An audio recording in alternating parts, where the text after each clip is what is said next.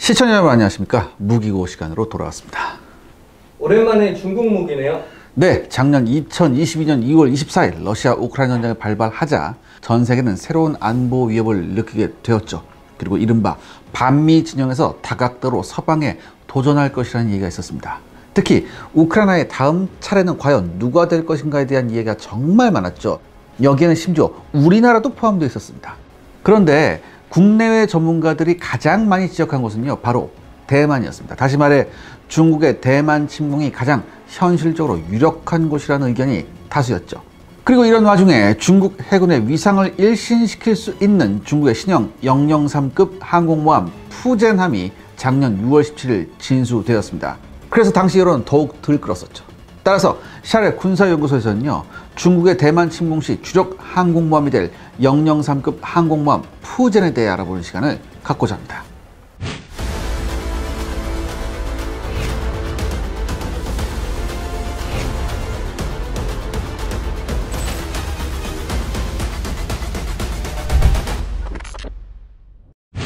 (003이라면) 세 번째로 만든 항공모함이라는 뜻인가요? 네, 맞습니다. 뭐 003이라고도 하고 뭐 003이라고도 하는데, 중국이 세 번째로 만든 항공모함이라고 해서 이제 003이라는 명칭이 붙었어요. 여기서 중국의 항공모함 보유 목적을 간단히 짚고 넘어가야 합니다. 2021년 11월 3일에 공개된 미국의 중화인민공화국 관련 군사안보 연례 보고서라는 게 있습니다. 여기에 의하면요, 중국의 대외적 군사 목표는 적극 방어 개념에 입각해서 중국과 그 주변 지역에서 중국의 주권과 안보 이익을 보호하는 것이며, 중국 해군의 건함 계획도 이 목표에 맞춰 수정되어 있음을 명시하고 있죠. 특히 항공모함 세력은 중국 본토와 거리가 멀어 중국의 직접적 육상 및 항공 세력 투사가 어려운 지역에서 해상 항공 작전 능력을 제공하는 핵심적인 전력으로 지목되고 있습니다. 이는 타이완 국방부가 발표한 보고서 2021 Quadrennial Defense Review에서도 확인할 수 있습니다. 이들 보고서에 따르면요, 003형 항공모함은 중국 최초의 현대식 항공모함으로 명시하고 있습니다. 인민해방군 해군이 제1도련선을 넘어 전력을 투사하기 위해 개발되었음을 적시하고 있죠. 즉, 중국 항공모함은요, 2차 세계대전 당시 일본의 항공모함처럼 미국의 항공모함을 상대로 함대 결전을 벌이는 것이 아닌 중국의 정치, 외교, 경제적 이권이 연관된 지역에 적극적으로 전력을 투사하는 용도로 사용한다는 겁니다.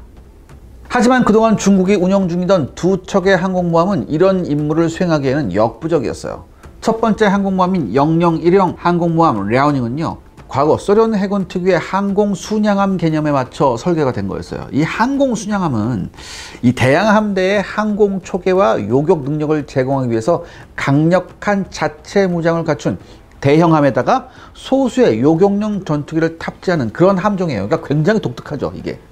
그럼 이게 라우닝의 원형이 뭐냐? 이게 러시아의 쿠즈네초프급이거든요. 이 쿠즈네초프급 항공모함, 그러니까 항공 순양함이죠. 이것이 고종익 전투기를 탑재하기 위해서 항공 갑판과 경납고를 확대했어요. 하지만 여전히 자체 무장의 비중이 굉장히 높은 그런 배였습니다. 대함 및 대공용으로요, 총 36셀의 수직 발사기를 탑재하고 있었습니다. 여러분 사진 한번 보시죠. 이 크기가 큰 대함 미사일은요, 이제 항공 갑판 중간에서 이게 셀이 열려요. 그 다음에 크기가 비교적 작은 그 함대공 미사일은 이제 6개씩 내 귀퉁이에 24개가 있죠.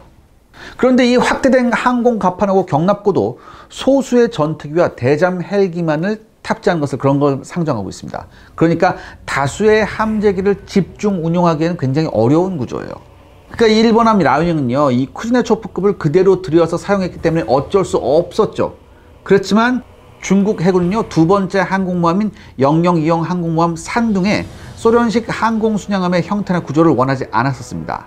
그렇지만 중국 해군과 조선업계가 라우닝을 해체, 복원하는 과정에서 습득한 기술을 활용해서 개발된 최초의 자체 설계 항공모함이자 국산화한 장비를 검증할 시험 성격이 강했어요, 이 산둥함이라는 것이. 그렇기 때문에 기술적 모험을 하기는 어려웠었습니다. 결과적으로 산둥함은요, 라우닝의 문제점을 일부 개선한 부분적 발전형 수준에 머물렀죠. 그리고 항공기 탑재 능력도 거의 개선되지는 못했습니다. 중국 해군은 산둥이 32대의 J-15 함재기를 운용할 수 있다고 발표했지만 이는 단순 적재에 가까운 예시예요. 실제 이렇게 운용은 불가능합니다. 그러니까 왜냐? 함재기의 점검, 정비, 보급 등을 위한 동선을 감안하면요. J-25 전투기는 24대, 그 다음에 Z-18 함상 조기 용보 헬리콥터 4대, 그리고 기타 Z-9 계열 헬리콥터 6대가 아주 최대한으로 구겨 넣은 거예요. 그리고 실제 산둥함은요, 취역 후에도 한동안 12대 플러스 알파의 J-25를 탑재할 수밖에 없었습니다. 그리고 미국의 위성 정찰 결과 최근에는 16대 이상의 J-25를 운영하지 못하고 있는 것으로 알려졌죠. 그러니까 여러분들, 일견 중국의 대표적 분쟁 지역으로 지목되는 남중국해 일대는요, 강력한 해군, 공군을 육성한 국가가 존재하지 않습니다. 그러니까 동남아시아 쪽이니까.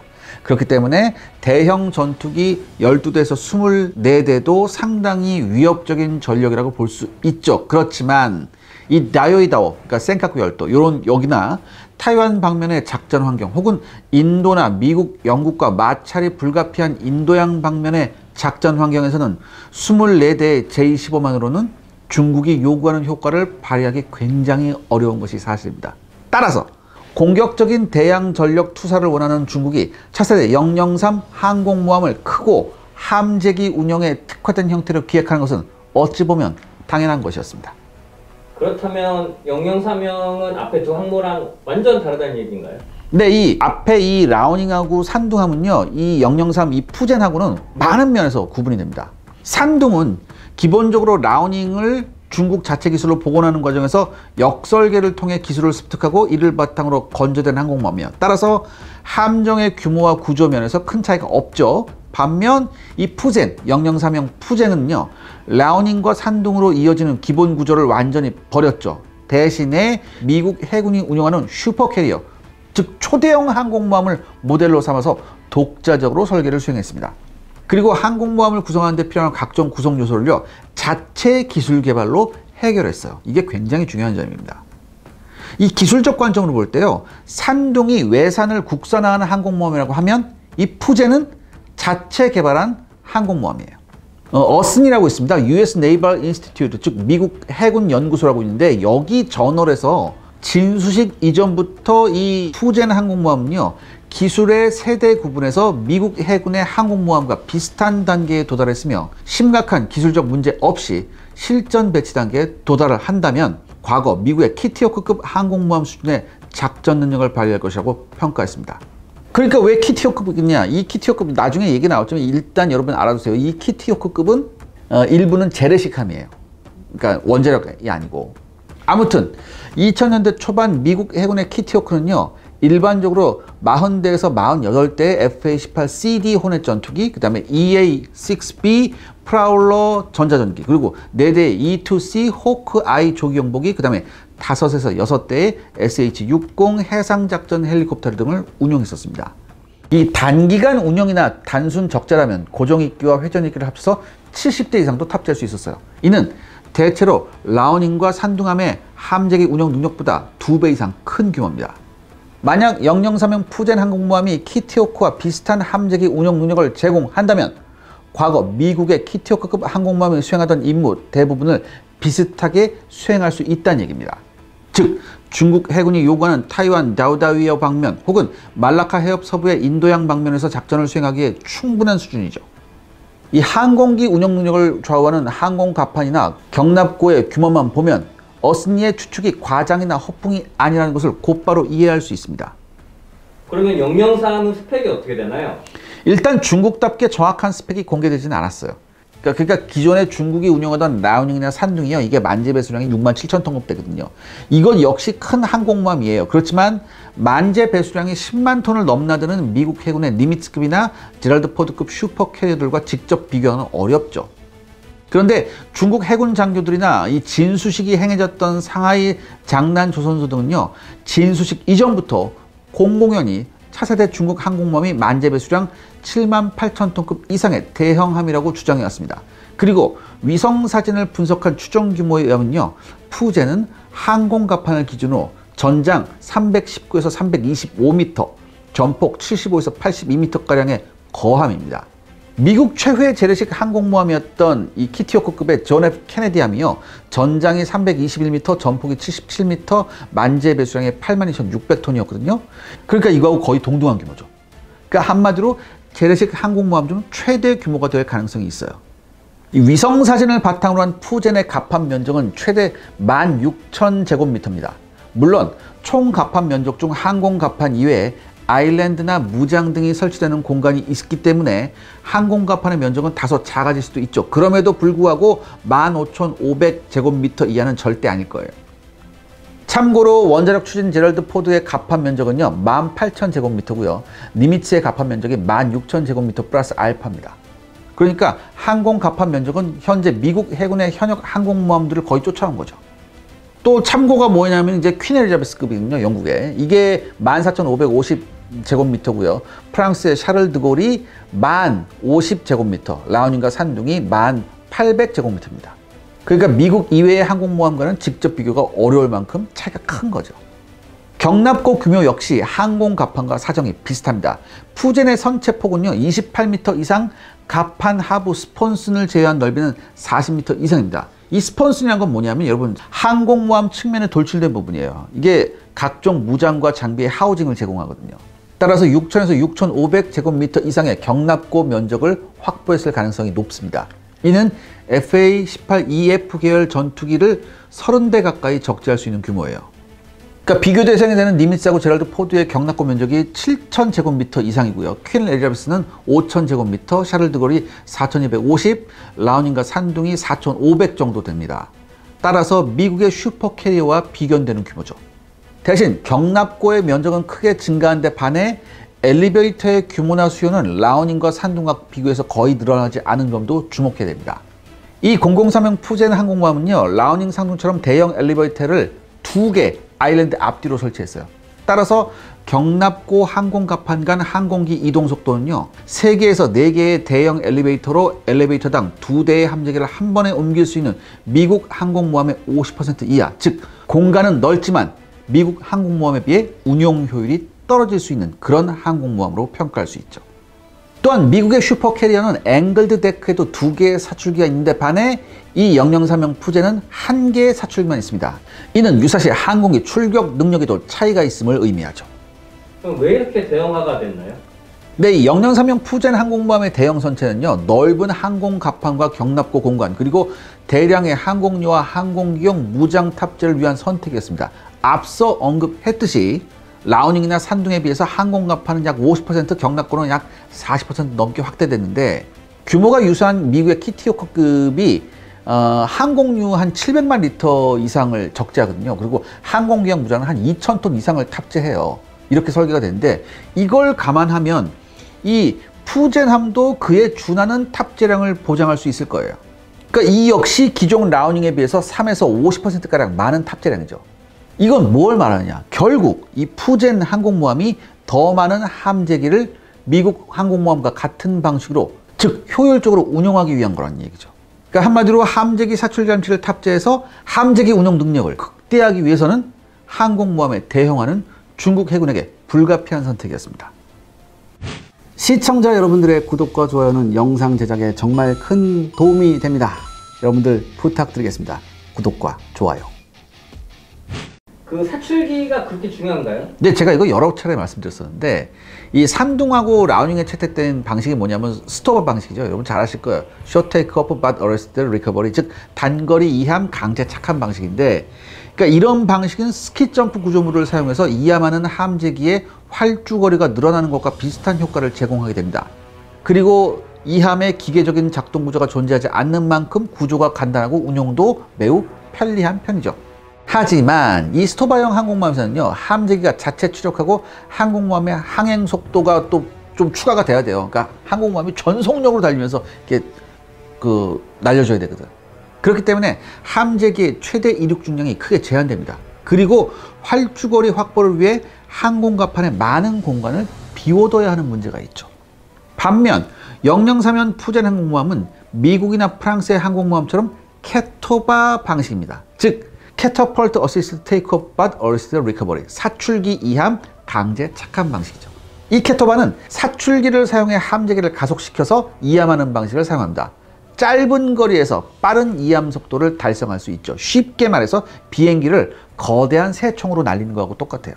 이렇게 되면요 이함 속도가 상승하는 만큼 함재기의 최대 이륙 중량도 상승하게 됩니다. 무거운 대형 함재기를 탑재하거나 함재기에 보다 많은 연료와 무장의 탑재가 가능하게 되죠. 사출기의 또 다른 이득은 한 번에 한 대의 이함만을 보장하는 스토바와 달리 사출기 숫자만큼 동시 이함이 가능합니다. 그러니까 스토바는 하나 뜨고 나서 또 떠야 돼요. 두 개가 한꺼번에 스키 점프를 못해요. 그렇죠?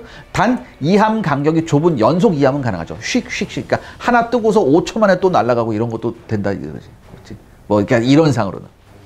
또한 사출기는요, 전체 길이가 100m 미만이에요. 그렇기 때문에 스키 점프 구조물을 사용하는 스토바 항공모함의 이함 라인과 비교해서 훨씬 짧은 편이죠. 따라서 한정된 항공 갑판에서 이함을 위해 사용되는 활주 공간의 면적을 축소할 수 있습니다. 즉, 캐토바의 핵심적인 이점은 함재기 운용 능력의 강화와 항공 갑판 면적의 효율적 활용이죠.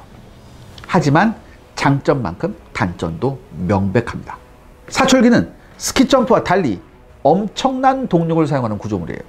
그렇기 때문에 개발과 운영에 상당한 비용이 필요하죠. 그리고 그동안 항공모함 사출기를 생산 운용 중인 국가는 미국뿐이었습니다. 프랑스는 미국제 증기 사출기의 단축형을 수입해서 사용했었죠. 따라서 중국은 신형 사출기를 독자 개발하기로 결심합니다. 이것이 003형 푸젠 항공모함 건조의 가장 큰 난제였죠. 그러면 그 난제를 풀었다는 얘기인가요? 네, 이 푸젠 항공모함 건조의 최대 기술적 과제는 이 8만 톤급의 항공모함을 장시간 고속으로 순항시킬 수 있는 효율적인 추진 체계와 함께 캐토바 방식의 이착함 체계의 주요 구성 요소인 사출기 개발이었습니다. 이 가운데 사출기는 중국에게 아무런 운영 경험이 없고 해외에서 기술을 도입할 경로도 제한되어 있다는 점에서 가장 큰 기술적 난관이었죠. 사실 중국은 1980년대부터 항공모함에 관심을 가지고 사출기 관련 기초 연구를 진행했었습니다. 오스트레일리아의 퇴역 항공모함 멜버른을 인수해서 사출기를 연구한 것도 그 연장선상이었죠. 하지만 20세기에 진행된 연구는요, 대부분 실험시설 단계였습니다. 결국 랴오닝 산둥 항공모함은 단순한 스키 점프 구조물을 채택했죠. 그래서 중국은 차기 캐토바형의 003형 푸젠 항공모함에 적용하는 것을 목표로 2005년부터 증기 사출기 체계 개발에 착수합니다. 하지만 고압의 증기를 사용해 수십 톤급의 함재기를 연속으로 사출하는 과정에서 충분한 신뢰성을 입증하는 데 실패합니다. 그리고 결국 2011년까지 핵심 설계 개발에 실패하고 말죠. 그런데 이 과정에서 대안이 된 것이 전자기 사출기의 개발이었습니다. 고전압을 사용해서 함재기를 사출하는 전자기 사출기는 기본적인 원리면에서 미국의 제럴드 포드급 원자력 항공모함이 채택한 이멀스와 근본적으로 동일합니다. 이멀스, 제가 여러 차례 말씀드렸죠. 일렉트로마그네틱 에어크래프트 런치 시스템. 그러니까 여러분은 이 보일러에서 생산된 고압의 증기를 파이프라인으로 사출기에 공급하는 증기 사출기와 달리 이 전자기 사출기는요, 고압 배선을 통해 전력을 일시에 사용하는 방식입니다. 당연히 설계가 비교적 자유롭고 기계적 작동 구조가 거의 없어서 내구성과 신뢰성이 뛰어나죠. 그리고 점검과 수리 역시 간편합니다. 하지만 이 전자기 사출기가 수십 톤에 달하는 항공기를 증기 사출기보다 빠른 속도로 발사하기 위해서는 막대한 전력을 단시간 내에 공급하는 기술과 함께 전력을 저장하고 방출하며 제어하는 기술, 고출력 선형 모터 기술, 그리고 소프트웨어 기술 등 다양한 고급 기술이 필요합니다. 이러한 기술 장벽을 극복하기 위해 미국은 이멀스 개발에 천문학적 예산을 투자했지만 개발이 수차례나 지연되는 우여곡절을 겪었죠. 그런데요, 여러분들, 미국도 개발에 어려움을 겪은 고급 기술을 중국은 예정보다 빨리 개발에 성공합니다. 어떻게 이렇게 빨리 개발했을까요? 네, 먼저 중국 스파이의 정보 탈취를 의심해 봐야 됩니다. 실제 중국은 2007년에 이멀스의 전원 공급 계통 설계 정보나 실험 자료를 빼내다 적발된 경력이 있죠. 그러니까 이게 무슨 얘기냐면, 이제 파워 파라곤이라는 회사가 있었어요. 이게 전자식 사출기 제작 협력 회사인데 여기에 중국계 미국인이 있었거든. 얘가 다양한 기술하고 정보를 빼서 중국에 넘겨줬어. 결국 이제 FBI한테 잡혀가서 갔지.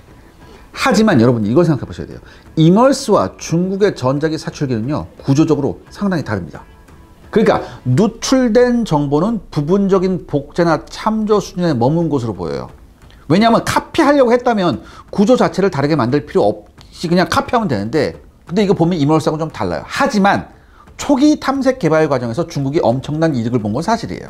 이 미국의 이멀선은요, 고압 교류 전원을 사용하고요, 플라이휠형 에너지 스토리지를 사용해서 3초간 484메가줄의 출력을 발휘하는 구조로 설계됐습니다.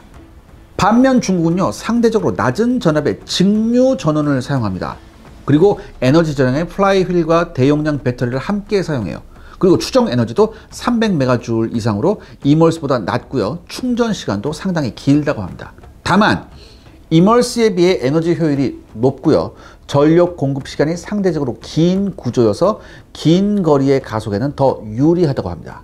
쉽게 말해 중국의 전자식 사출기는 이멀스의 영향을 받았지만 동일한 구조의 사출기로는 보기 어렵습니다. 사실 중국은요, 상용 시장에서 전자기 가속 관련 기술력이 높다고 평가받고 있습니다. 중국은 과거에 상하이에서 이거 자기부상 열차 이거 시범 운영에 독일제 트랜스래피드 자기부상 열차를 도입했었어요. 이후 자체적으로 트랜스래피드 이상의 자기부상 열차 개발을 목표로 잡고 제863 국가 고수준 기술 계획에 반영했었습니다. 그런데 여기에 포함된 핵심 기술 중에는요, 고압 직류 전원과 제어, 대용량 전력 저장 장치, 그리고 고출력 선형 모터 등등이 있습니다. 즉 전자기 사출기를 개발하기 전부터 해당 용도로 사용될 수 있는 기술과 부품들이 상용 시장을 위해서 이미 중국에서 개발되고 있었던 거죠. 이렇게 되니까 당연히 개발이 빠를 수밖에요. 우리가 중국을 마냥 무시해서는 안 된 이유입니다. 그리고 중국은 지난 11월에 이 전자기 사출기를 테스트한 것으로 보입니다. 003 항공모함의 추진 체계도 말이 많았었다고요? 네, 사실 이 정도, 그러니까 8만 톤급에 달하는 이 정도 크기의 항공모함이라면요, 원자력 추진 체계를 탑재해야 하는 것이 정상입니다. 하지만 문제는 중국의 함정용 가압수로 원자력 기술이 신통치 않다는 거죠. 이 푸젠함은 함명이 확정된 이후에도 여전히 관련 정보가 거의 공개되지 않았습니다. 그렇기 때문에 추측이 난무했었는데 이 추진 체계의 논쟁만큼은 비교적 빠르게 정리됐어요.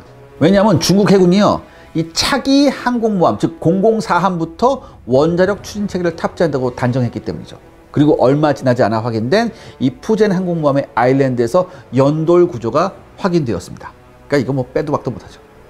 타이완 공군 출신의 군사전문가인 시샤오웨이는요, 중국의 함정용 대출력 가압수용 원자력 기술이 2010년대 중반까지도 충분히 성숙되지 않아서 여러 대의 원자로를 항공모함에 탑재하는 것이 불가능했을 것이라고 설명했습니다.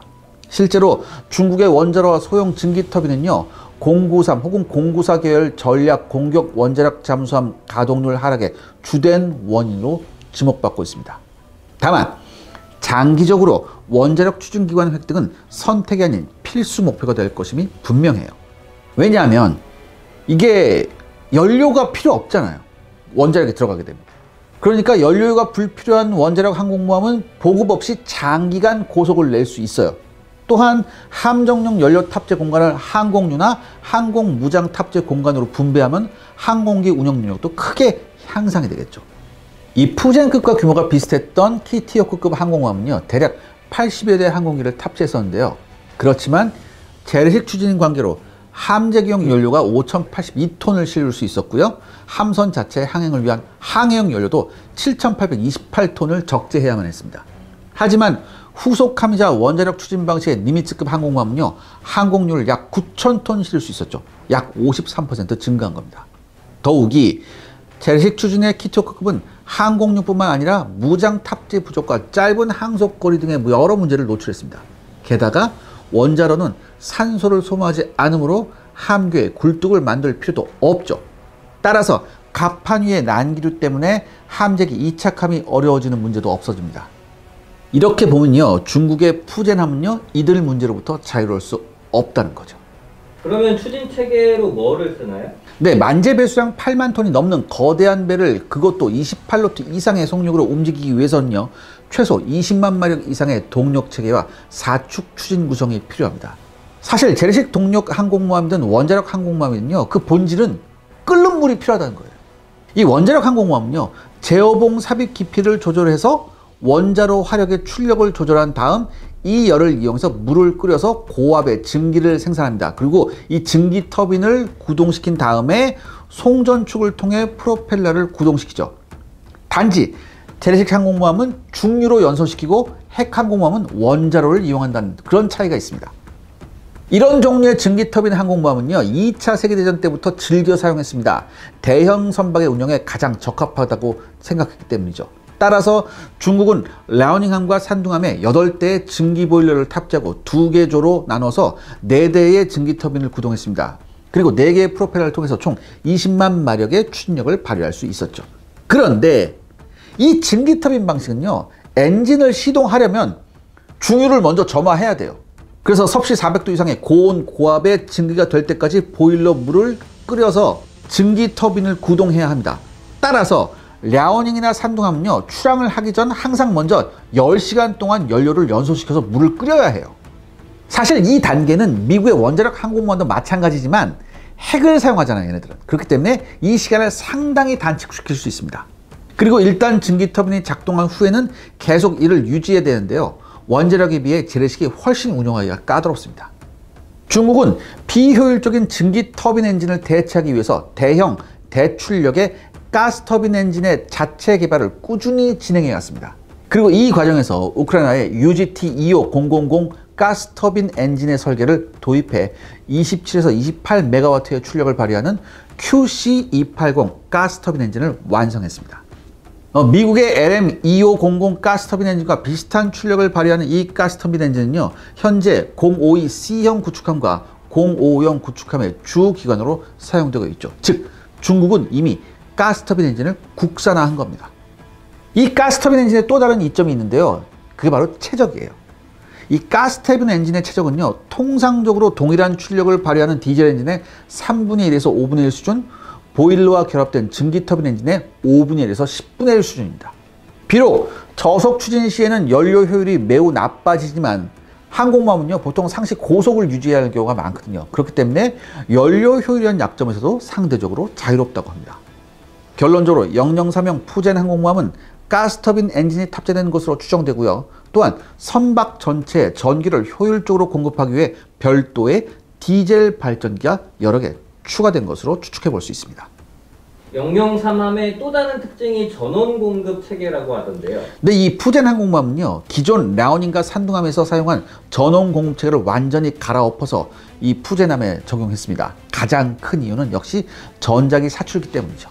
이 3라인의 전자기 사출기는요 구형 전투함의 작고 귀여운 발전기로는 도저히 감당할 수 없는 대용량의 전원을 필요합니다. 따라서 내부 전원 공급망은 주기관에 연결된 발전기 플러스 디젤 엔진을 사용하는 보조 발전기를 그리드로 묶어가지고 단일 전원 공급망에 공급하도록 설계가 되어 있어요. 즉 통합 전원 공급망이죠. 그러니까 상황에 따라서 각 발전기를 켜고 끄거나 작동 영역을 조절해서 상시 최적의 전력을 생산하도록 했다고 합니다. 특히 발전기의 전원을 공급하는 전원 공급망은요 3라인의 전자기 사출기를 모두 상시 충전하기에 충분한 용량으로 설계가 되어 있습니다. 또한 푸젠 항공모함은 위상 배열 레이더도 탑재하고 있거든요. 근데 여러분 아시다시피 이 위상 배열 레이더는요 전기 먹는 하마예요. 따라서 고압 직류 전원을 사용해서 전원 공급망 역시 직접 전원을 공급하고 송전 시 효율이 우수한 고압 직류 송전 체계를 사용하도록 설계되어 있습니다. 이렇게 통합 전원 공급망 체계를 채택한 이 푸젠 항공모함은 훨씬 적은 전력을 사용하는 라오닝이나 산둥의 발전기가 큰 차이가 없는 양의 연료를 소모하면서도 월등한 전원 공급 능력을 갖출 것이라고 중국은 주장하고 있어요. 이 통합 전원 체계는요 전자기 사출기 개발을 주도한 해군대학의 마웨이밍 교수의 작품이라고 합니다. 이 양반은 사실 애초에 전력망의 규모를 키워서 함정의 추진 체계까지 전동화하는 통합 전기 추진 체계를 구성하기를 원했었어요. 하지만 이게 기술적 진입 장벽이 높았거든요. 그렇기 때문에 새로운 추진 체계를 10년 이상 주력 항공모함을 운영해야 하는 푸젠 항공모함에 적용하기는 어려웠을 거예요. 따라서 이 푸젠 항공모함의 통합 전원 체계는 통합 전기 추진 체계에서 추진기만 빠진 형태입니다. 그런데요 만약에 이 시스템이 푸젠에서 효율성을 입증한다면 향후 건조될 차기 항공모함에서는 이 마웨이밍 교수가 목표로 삼았던 완전한 통합 전기 추진 체계를 구현할 수도 있을 것 같아요. 그러니까 여러분들 이 분야에서 중국의 기술력이 만만치 않음을 간과해서는 안 됩니다. 또 그 밖에 주목해야 될 장비 같은 게 있을까요? 네, 이 푸젠 항공모함은요 다수의 함재기를 운영하며 항공 통제 임무를 수행할 수 있도록 레이더를 포함한 전자장비 전반을 일신했습니다. 기존 라오닝과 산둥이 중국제 기술로 러시아제 전자장비를 대체하는 데 초점을 맞췄다면 이 푸젠 항공모함은 본격적으로 중국 해군의 요구에 맞는 체계를 추구하고 있죠. 이 푸젠은 중국판 이지스함인 055형 구축함과 많은 전자장비를 혼용합니다. 대표적인 예가 055형 구축함에 채택된 346B형 위상배열 레이더의 변형 적용이죠. 이 푸젠 항공모함의 통합 마스트 상단에는요, 055형 구축함과 마찬가지로 4명 고정 위상 배열 레이더가 장착되어 있습니다. 이 레이더는 주로 저고도 탐지 추적과 근거리 방공, 그리고 대수상 탐색과 제한적 사격 통제 임무를 담당할 수 있어요. 그리고 중국 측의 주장에 의하면 탄도미사일 탐지까지 지원한다고 하는데요. 아무튼 이런 대형 방공함과 동일한 레이더를 장착하는 만큼 장거리 항공 통제는 물론 자체적으로도 강력한 함대공 자함 방어 능력을 지원할 것으로 예상됩니다. 그 밖에 항공통제용 고속통신 데이터 링크, 그 다음에 위성통신 체계 등은 075형 강습 상륙함과 많은 부분을 공유할 것 같아요. 이 075형 강습 상륙함은 제가 영상이 있거든요. 그걸 한번 참고해 주세요. 이 푸젠 항공모함의 레이더를 포함한 모든 전자전 체계는 2016년에서 2017년에 우한에 위치한 항공모함형 전자전 실험시설에서 설치되어 사전 검증을 거쳤다고 합니다. 그리고 우한에서 테스트와 수정 과정을 거친 장비가 그대로 상하이 조선소로 이전돼서 통합된 거죠. 그리고 푸젠 항공모함은요, 아일랜드 소형화 설계에 상당히 신경을 썼습니다.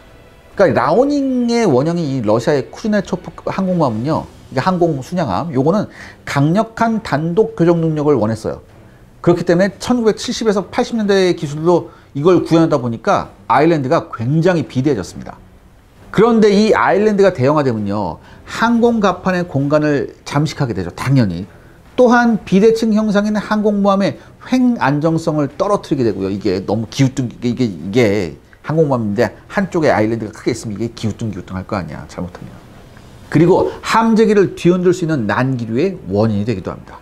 따라서 중국은 푸젠 항공모함에서 아일랜드가 차지하는 면적을 산둥의 3분의 2 수준까지 축소하려고 노력을 했죠.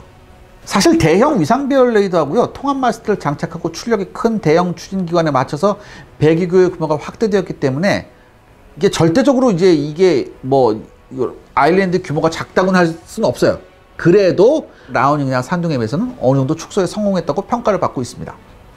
그러면 이 푸젠함에 도란 요소는 없나요? 네, 이 푸젠 항공모함은요, 전자기 사출기와 대형 위상 배열 레이더, 그리고 함내 컨베이어 시스템 등 다양한 구성 요소가 대량의 전력을 필요한 그런 시스템이에요. 그렇기 때문에 통합 전기 추진 체계의 채택 자체는 분명한 이득입니다. 또한 추진 기관과 추진축이 기계적으로 연결되는 기존 추진 체계와 비교해서 연료 효율이 향상되는 것도 장점이죠. 향후 원자력 추진을 도입할 경우 기존 화석 연료 발전기를 제거하고 원자로만 탑재하면 큰 설계 변경이나 개조 없이도 원자력 항공모함으로 전환 가능한 점도 눈여겨볼 점입니다. 하지만 이런 이론적인 이득을 모두 누리기 위해서는요, 충분한 신뢰성을 갖출 필요가 있죠. 그러니까 여러분들, 이게 전례가 있거든.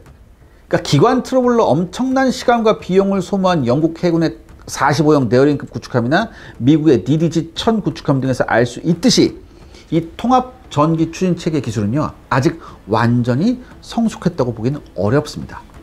더욱이 중국 해군은 아직 만톤급 이상의 대형 수상함에 적합한 통합 전기 추진 체계를 자체 설계 건조하고 장시간 운용해본 경험이 전혀 없어요. 그러니까 이런 대형 항공모함의 통합 전기 추진 체계를 사용한 사례는요, 사실상 영국 해군의 퀸 엘리자베스급 항공모함, 이게 만재배수량이 65,000톤급인데 이게 유일해요. 그래서일까요? 이 푸젠 항공모함은요, 진수식이 끝났지만 1년 넘게 아직도 시운전을 안 한 상태입니다. 최근 시운전의 조짐이 보인다는 기사가 나왔으니까 이건 조금 더 두고 볼 일이죠. 만약 시운전에서 추진체계의 트러블이 발생한다면 이를 바로잡고 신뢰성을 확보하는데 상당한 시간이 걸릴 가능성도 배제할 수 없습니다. 시청자 여러분들의 구독과 좋아요는 영상 제작에 정말 큰 도움이 됩니다. 여러분들 부탁드리겠습니다. 구독과 좋아요. 네, 제가 지난 시간에 언급한 2021년 11월 3일 공개된 미국의 중화인민공화국 관련 군사안보 연례 보고서에서 뭐라고 했느냐, 중국은 대외 군사 목표에 있어서 적극 방어 전략 개념을 채택했다고 얘기했죠. 그러니까 제가 처음에 말씀드렸듯이 직접적으로 세력 투사가 어려운 지역에 이걸 보내서 이제 힘을 보여주겠다는 얘기인데, 이게 뭐냐? 그러니까 여러분들 결국에는 중국이 뭘 항공모함 전단을 이제 본격적으로 미국식으로 이제 할 거란 얘기예요.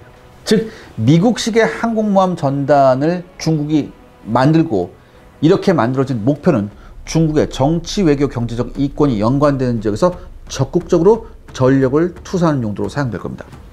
그러니까 거듭 말씀드리지만 이 조건에 부합하는 곳이 어디냐? 남중국해와 인도양이겠죠. 그러니까 여러분들 요거 생각해 보세요. 이 남중국해의 동남아 국가는 제쳐두고 인도양부터 남중국해까지 그리고 대만부터 우리나라, 일본까지 통틀어서 중국 해군의 J-15나 J-35와 교전할 수 있는 4.5 및 5세대 전투기를 보유하거나 보유할 예정인 국가는요. 미국, 한국, 일본, 호주, 싱가포르, 인도 등 어찌 보면 우글우글합니다. 더욱이 항공모함의 진정한 성능은요. 함재기에서 나오거든요. 근데 이 중국 함재기 어떨까요? 이 중국 함재기에 대한 설명은 제가 지난번에 했었죠. 보시면 아시잖아요. 그 영상들 다시 한번 참고해 주시기 바랍니다. 다시 말해서 고강도 전투가 불가피한 지역에서 중국 항공모함 전단의 단독 작전은 생각만큼 쉽지는 않은 것이 사실입니다. 우린 보통 중국이 대만을 침공하기 위해 항공모함 세력을 키운다고 생각하는데요. 항상 간과하는 한 가지가 있습니다. 바로 대만의 초고밀도 방공망이죠. 사실 대만은요. 전토를 방공망으로 도배한 지역입니다. 구형 호크부터 패트리엇 2, 3 그리고 자국산 탱공 1, 2, 3 지대공 미사일 등등등등 굉장히 많아요. 더욱이 대만은 중국 본토와 거리도 가까워서요. 항공모함 전단의 투입은 효율 면에서 그리 좋은 선택지가 아닙니다. 다만 타이완의 방어시설과 탐지체가 대부분 중국 쪽 방면을 향하고 있으니까 이 중국의 항공모함이 대만 동쪽 방면의 항공작전을 수행한다면 웬만큼 뭐 제 몫을 할 수 있을 수도 있어요. 그런데 문제가 뭐냐? 일단 여기로 나오면, 그러니까 대만 동쪽으로 만약에 나오면 굉장히 손쉬운 먹잇감이 될 확률이 높아요. 이 중국 항공모함들은. 왜냐? 유사시 대만을 지원한 대부분 서방 세력이 이 근처에 있을 거니까. 그리고 여기에 또 뭐가? 초음속 대한미사일들이 득실 걸릴 텐데. 따라서 중국이 건조하는 항공모함 자체보다는 중국이 본격적으로 항모 전단을 만들어서 이 전력을 어떻게 전략적으로 활용할지에 대한 부분을 더 관심 있게 지켜봐야 합니다. 중국이 항모 전단으로 얻는 정치적 이득이 과연 막대한 비용을 쏟아부은 만큼 제값을 하는지 아직은 의문부호가 붙는 게 사실입니다. 오늘은 좀 놀라운 이야기를 전해드리고자 합니다. 최근 공개된 한국 영화가 국내외 큰 충격을 전하며 주목을 받고 있다는 소식인데요. 이 영화에 등장하는 주인공은요. 주천석, 권혁계, 홍성범, 문명철, 김영길 등 생소하고 낯선 이름들이 적혀 있어 이것 또한 궁금증을 자아냈습니다. 영화의 제목은 121879. 이 영화의 포스터에는요. 평화를 위해 그들이 감내한 모든 것이라는 문구와 함께 하단에 수많은 사람들의 이름이 적혀 있는 것이 보입니다. 그리고 얼마 전 동대문 지하철 내 이 영화의 포스터가 걸렸고 티저 영상을 볼 수 있는 QR코드가 공개되었는데요. 그런데 이 티저 영상을 보고 전 놀랄 수밖에 없었습니다. 바로 제가 앞서 얘기한 주인공들 때문이었습니다.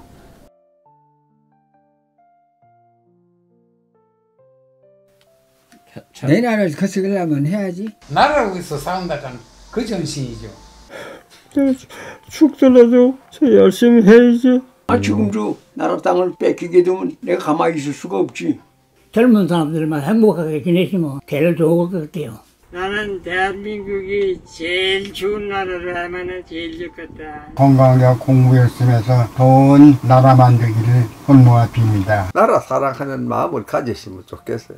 앞으로는 이와 같은 전쟁을 않고 평화롭게 살았으면 좋겠습니다. 충성!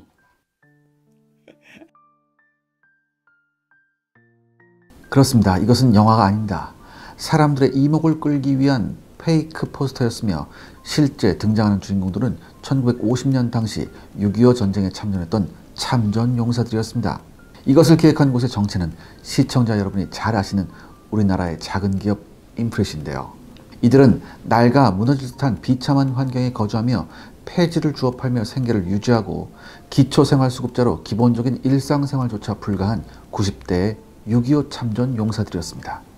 정전 후 정말 힘든 생활과 속에 살았음에도 여전히 전쟁에 참전을 후회하지 않는다는 그 위대한 마음가짐을 현 세대에게 알리기 위해 이렇게까지 준비한 것입니다. 그리고 여기 보이는 참전 용사들은 실제 인프레 씨의 지원을 받기도 했죠. 또한 인프레 씨를 향한 외신들의 반응도 뜨겁습니다. 에티오피아, 태국, 필리핀까지 건너가 지원을 하면서 전 세계를 감동시킨 한국인들의 전례 없는 행보, 필리핀을 울린 한국인들, 기적의 한국인들에 대한 대대적인 보도까지 되며 한국의 위상을 더 올려주는 역할도 했습니다. 그리고 인프레 씨는 기업명이 아닌 자신들에게 동참한 한국인들 이름으로 후원하는 것으로 익히 알려져 있는데요. 그래서일까요? 굉장히 유명한 분들이 후원 굿즈를 통해 동참을 하고 있습니다. 여기 보이는 인프레 씨 X 콜카 후원 스니커즈는 Things to Remember라는 기억이란 주제 아래 참전 용사들의 희생과 헌신을 되새기고 있으며 실제 국민 MC 유재석도 이 스니커즈를 착용해 큰 화제가 되었습니다. 태극의 컬러가 들어간 버전과 무난한 화이트 앤 블랙 버전이 있으며 디자인이 심플한데 뜻깊은 의미까지 담겨 일상 속에서 신고 다니기 정말 좋을 것 같습니다. 올해가 끝나가며 정말 수많은 인프레 씨의 후원 소식을 전달해 드린 것 같은데요. 그만큼 진심으로 참전 용사님들을 생각하고 돕는 기업이기에 많은 분들이 동참해 주셨으면 합니다. 고정 댓글을 통해 남겨둘 테니 한 번씩 꼭 확인해 주시길 부탁드립니다. 감사합니다.